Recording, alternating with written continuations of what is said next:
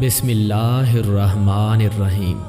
حضرت غوث اعظم رحمۃ اللہ علیہ کا ارشاد مبارک ہے، اللہ تعالیٰ کے دشمنوں کو راضی رکھنا عقل و دانش سے دور ہے۔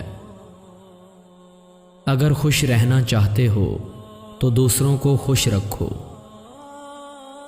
غربت پر راضی رہنا بے انتہا ثواب کا موجب ہے۔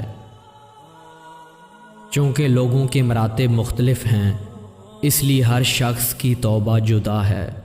عوام کی توبہ گناہوں سے ہوتی ہے اور خواص کی غفلت سے۔ چھوڑ دو تکبر کرنا اللہ تعالیٰ پر اور اس کی مخلوق پر۔ چیونٹی، بچھو، سانپ، کھٹمل وغیرہ کے کاٹنے کا دم پڑنا بھی جائز ہے۔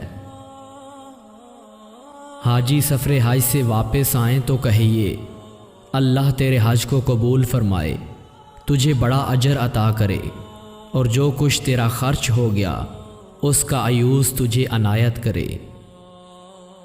حرام چیز کا دوا کے لیے استعمال درست نہیں، جیسے شراب زہر، مردار ناپاک چیز، گدھے کے دودھ سے بھی علاج درست نہیں۔ حق تعالیٰ تمہارے متعلق کوئی حکم فرمائے تو اس سے گھبراؤ مت، اور نہ اس کی دوسروں سے شکایت کرو۔